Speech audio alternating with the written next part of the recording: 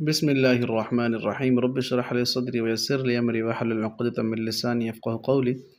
الحمد لله الذي هدانا لهذا وما كنا لنهتدي لولا أن هدانا الله صدق اللہ العظیم. سورۃ الفجر ہماری چل رہی تھی لفظ بلفظ ترجمہ اور آسان تفسیر کے ساتھ. پہلا حصہ ہم مکمل کر چکے تھے، چونکہ لمبا تھا تو اس لیے آج ہم آیت نمبر 15 سے سٹارٹ کر رہے ہیں. دیکھیں اوپر جو تذکرہ ہو چکا وہ سارا واضح ہے، آپ کے سامنے میں نے ڈیٹیل سے رکھا. آج انشاءاللہ ہم دیکھتے ہیں اللہ تعالیٰ نے انسانوں کو کیا فرمایا ہے کہ جو لوگ مال کی حرص رکھتے ہیں یا جن کے پاس مال آ جاتا ہے وہ اپنے آپ کو یہ نہ سمجھے کہ اللہ کا ان کے اوپر کرم ہے، اور جو غریب ہیں جن کے پاس مال نہیں ہے وہ یہ نہ سمجھیں کہ اللہ ہم سے ناراض ہے. مال کا زیادہ ہونا یا کم ہونا یہ کوئی ایماندار ہونے کی نشانی نہیں ہے، بل حالانکہ قرآن میں ان اکرمکم عند اللہ اتقاکم، ہاں تم میں سب سے زیادہ جو ہے وہ عزت والا اللہ کے ہاں تقوی والا ہے. بہرحال جس کے پاس مال بھی ہو اور تقوی بھی ہو، حقوق بھی ادا کر رہا ہو اور دنیا آخرت میں اس کے اعمال بہتر ہوں تو وہ تو نور علی نور ہے. بہرحال دیکھتے ہیں. فاما الانسان پس نہیں لیکن انسان اذا مبتلا جب اس کو مبتلا کیا جاتا ہے اس کے رب کی طرف سے، ربہ اس کا رب اسے، فاکرمہ پھر عزت بخشے اسے، ونعمہ اور نعمت دے اسے. جب اللہ تعالیٰ کہتے ہیں کہ ہم کسی کو نعمت دیں یا عزت دیں تو وہ کیا کہتا ہے؟ فیقول ربی اکرمن، وہ کہتا ہے میرے رب نے میری عزت کی، مجھے رب نے بہت اکرام کیا اور میری عزت بخشی. یعنی جب اس کو کچھ دیا جائے، عزت ہو، وہ پیسہ ہو، وہ دولت ہو، وہ شہرت ہو، وہ عہدہ ہو، تو یہ بڑا اتراتا ہے اور کہتا ہے کہ دیکھو میرے رب نے مجھے اتنا کچھ دے دیا. یہاں تک تو ٹھیک ہے. وَأَمَّا إِذَا مَا ابْتَلَاهُ لیکن جب اسے مبتلا کیا جاتا ہے، آزمایا جاتا ہے کسی آزمائش میں، وہ آزمائش فقدر پھر تنگ کر دے اسے، علیہ اس پر، رزق ہو رزق اس کا، تو کیا کہتا ہے؟ فَيَقُولُ رَبِّي أَهَانَنِ، کہتا ہے کہ میرے رب نے میری اہانت کی، میرے رب نے میری تذلیل کی. اللہ اکبر. یعنی ایسی باتیں کرنے لگتا ہے. جیسے میں نے ذکر کر دیا کہ مال دولت کا تعلق کوئی عزت اور تقوی سے نہیں ہے. بہرحال کوئی خود اپنے آپ کو کہتا رہے کہ میں تو بڑا تقوی والا ہوں، میں بڑا عزت والا ہوں اور میں بڑا نیک ہوں، تو ایسی بات نہیں ہے. دیکھیں قرآن میں ایک اور مقام پر ہے، فلا تزکوا انفسکم، اپنے پاکیہ مت جھاڑو، اپنے آپ کو تقوی والا مت بناؤ. عالم بمن اتقی، اللہ جانتا ہے تم میں سے کون تقوی والا ہے. بہرحال خلاصہ کلام یہ ہوا کہ انسان کو نیک اعمال کرنے پر نہیں اترانا چاہیے، اور اگر آزمائش ہے تو اس پر صبر بھی کرنا چاہیے. آگے اللہ نے فرمایا کلا بل لا تکرمون الیتیم، بلکہ تم ایسے ہی ہو کہ تم عزت ہی نہیں کرتے کسی یتیم کی. یعنی کلا ہرگز نہیں، بلکہ تکرمون تم نہیں اکرام کرتے، عزت کرتے، الیتیم یتیم کی. یتیم کو تم مال نہیں دیتے، یتیم کے ساتھ اچھا سلوک نہیں کرتے. یہ کرنا چاہیے. اگر کسی کے ارد گرد ایسے لوگ رہ رہے ہیں جن کا کوئی بھی کمانے والا نہیں ہے اور بیچارے چھوٹے چھوٹے بچے ہیں ان کے، تو ان کی ضرور عزت اور تکریم کرنی چاہیے. اللہ فرما رہے ہیں کہ تم ایسا کرتے ہی نہیں ہو. ولا تحاضون علی طعام المسکین، ولا اور نہیں تحاضون تم ترغیب دیتے ہو یا ابھارتے ہو، علی طعام کھانے پر، المسکین مسکین کو. تم کسی مسکین کو کھانے پر ابھارتے نہیں ہو، خود تو کھلانا درکنار، کسی کو کہتے بھی نہیں ہو کہ یار تم کھلا لو اس کو، جب خود کی بات ہے تب بھی نہیں کرتے. تو اس لیے ہمیں سبق یہ مل رہا ہے کہ ہمیں چاہیے کہ ہم ارد گرد نظر دوڑائیں. ہمارے جتنے بھی نیک اعمال ہیں ان کے ساتھ جو ہے یہ ہمارے حقوق العباد بڑے ضروری ہیں. اگر صرف نیک اعمال رہے اور حقوق العباد ہمارے رہ گئے تو ظاہر ہے آگے جو ہے بڑی سخت پکڑ ہے. 70% معاملات ہیں اور کوئی 30-35% جو ہے وہ عبادات ہیں. تو بہرحال اللہ تعالیٰ نے فرمایا کہ ایسا نہ کرو، یتیموں کی عزت بھی کرو اور مسکینوں کو کھانا وغیرہ بھی کھلایا کرو. ظاہر ہے آپ دیکھیں حال کتنا برا ہے غزہ میں، اور باقی جہاں مسلمان جتنے زیادہ پریشان ہیں، جتنے مسلمانوں پر ظلم کیے جا رہے ہیں، تو مسلمان ممالک جتنے بھی ہیں ان کا فرض بنتا ہے کہ ان کے یتیم بچوں کی کفالت کریں. یا کوئی ریچ فیملیز ہیں تو وہ غزہ میں کسی بچوں کو جو بالکل یتیم ہیں ان کو لے لیں، ان کی عزت کریں، ان کا احترام کریں اور ان کو کھلائیں پلائیں اور ان کی اچھی تربیت کریں. یہ بھی اسی میں آتا ہے. اور ممالک کو بھی چاہیے، اسلامی ممالک، کہ ایسے بچوں کو لے لے اور ایسے بچوں کی کفالت کرے. یہ بھی اسی میں آتا ہے. بہرحال بات دوسری طرف نکل جائے گی. آگے دیکھتے ہیں کہ وَتُحِبُّونَ الْمَالَ حُبًّا جَمًّا، اور تم محبت کرتے ہو سب کے سب، المال مال سے، حبًّا جمًّا بہت زیادہ. وجہ یہ ہے کہ تم مال سے بڑی ہی زیادہ محبت کرنے لگتے ہو. حلال حرام کی تمیز نہیں کرتے. جائز طریقے سے مال آئے تو برا نہیں ہے، لیکن حلال حرام کی تمیز کے بغیر اگر مال آئے گا تو ظاہر ہے وہ وبال ہے. تو آج یہ تمیز بالکل اٹھ گئی ہے. اس مقام پر اللہ تعالیٰ نے 4 کوتاہیاں بیان فرمائی ہیں انسان کی. کیسے؟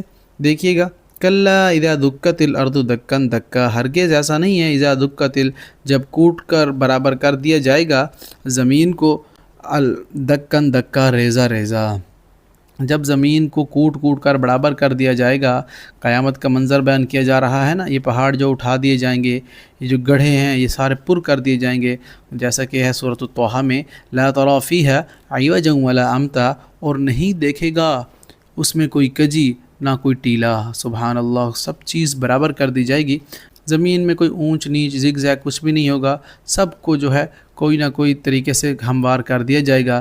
پھر آگے کیا ہوگا؟ تو اللہ نے فرمایا وَجَاءَ رَبُّكَ وَالْمَلَكُ صَفًّا صَفًّا، اور آ جائے گا تیرا رب، اللہ اکبر، والملک، اور فرشتے، صفًّا صفًّا، فرشتے اور تمہارا رب صف در صف آ جائیں گے، اللہ اکبر، قرآن میں ہے نا، ثم استوى علی العرش، رحمان عرش پر مستوی ہے، سبحان اللہ، تو اللہ کا عرش لگے گا، یہ اللہ جو ہے وہ آئیں گے، وَجِيءَ يَوْمَئِذٍ بِجَهَنَّمَ، اور لائی جائے گی یومئذ اس دن بجہنم، جہنم کو، اور اس دن جہنم کو آویزاں کر دیا جائے گا، سامنے لایا جائے گا، اللہ ہم سب کے حفاظت فرمائے۔ پھر آگے ہے وَجَاءَ رَبُّكَ وَالْمَلَكُ صَفًّا صَفًّا وَجِيءَ يَوْمَئِذٍ بِجَهَنَّمَ يَوْمَئِذٍ يَتَذَكَّرُ الْإِنسَانُ وَأَنَّى لَهُ الذِّكْرَىٰ، اللہ اکبر، وجیء، اور لایا جائے گا یومئذ اس دن بجہنم، جہنم کو، یومئذ یتذکر الانسان، اس دن نصیحت حاصل کرے گا انسان، وَأَنَّى لَهُ الذِّكْرَىٰ، اور کہاں مفید ہوگی اس کے لیے وہ نصیحت۔ اب تو اللہ تعالیٰ بتا رہے ہیں نا کہ اے لوگو تم سارے میرے محتاج ہو، میں ہی غنی ہوں، مجھ سے ہی مانگو، لیکن انسان جو ہے الٹا پھر گیا۔ قرآن میں ہے سورۃ الفاطر میں، یا ایھا الناس انتم الفقراء الی اللہ واللہ الغنی الحمید، اے دنیا کے لوگوں تم تو محتاج ہو، اللہ ہی غنی ہے، تو اس کی تعریف کرو، اس کے پاس آؤ، لوٹ کرو۔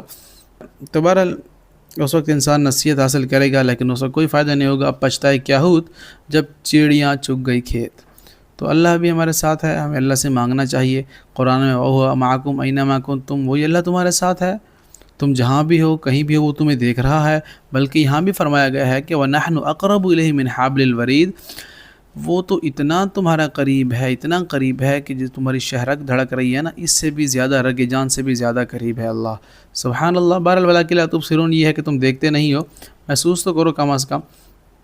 تو بہرحال اللہ تعالیٰ نے فرمایا کہ ہوگا یہ کہ اس وقت جب جہنم قریب لائی جائے گی نا تو دیکھیں گے اور یہ نصیحت پکڑیں گے لیکن کوئی فائدہ نہیں ہوگا۔ یقول یا لیتنی قدمت لحیاتی، یقول وہ کہے گا یا لیتنی، اے کاش میں آگے بھیجتا یا میں نے کچھ بھیجا ہوتا لحیاتی، اپنی حیات کے لیے یا اپنی اگلی زندگی کے لیے۔ سورۃ الفرقان میں آیت آتی ہے اسی طرح، یوم یعض الظالم علی یدیہ، اللہ اکبر، یقول یا لیتنی اتخذت مع الرسول سبیلا، اور جس دن کاٹے گا ظالم اپنے ہاتھوں کو، بار بار اپنے ہاتھوں کو کاٹ کاٹ کر، نوچ نوچ کر جو ہے وہ برا حال کر دے گا، کاش میں نے دین پر عمل کیا ہوتا۔ اگر کسی کے ماں باپ نماز نہیں پڑھتے، دین سے بے راہ ہیں، تو اس کو چاہیے کہ ان کی پیروی نہ کرے۔ اگر وہ اس کو زیادہ ماڈرن بنانے کی کوشش کریں اور کہیں کہ بس چھوڑو یہ اسلام کیا کچھ نہیں ہے، تو اس وقت پچھتانے سے بہتر ہے۔ سورۃ الاحزاب میں ہے ایک آیت جس میں ہے کہ انا اطعنا سادتنا وکبراءنا فاضلونا السبیلا، اس وقت ایسے لوگ جنہوں نے نیکی یا دین پر عمل نہیں کیا ہوگا، جن کے والدین یا جن کے بڑے لوگ جو سردار ہیں یا جن کے قبیلے والے ہیں جو اس کلچر میں رہ رہے ہیں کہ بس چھوڑو دین وین کو، بس ایسے ہی چلو جیسے دنیا چل رہی ہے، تو اس وقت یہ پچھتائیں گے کیا، انا اطعنا سادتنا وکبراءنا فاضلونا السبیلا، اللہ اکبر، یہ کہیں گے کہ کاش ہم نے اطاعت نہ کی ہوتی اپنے سادتنا وکبراءنا، اپنے بڑوں کی، فاضلونا السبیلا، تو ہم نہ ہوتے گمراہ۔ فیومئذ لا يعذب عذابہ احد، اس دن نہ لا يعذب عذاب دے گا عذابہ احد، اس کے عذاب جیسا کوئی ایک بھی، اس وقت جو اللہ عذاب دے گا اس جیسا عذاب کوئی دے ہی نہیں سکتا۔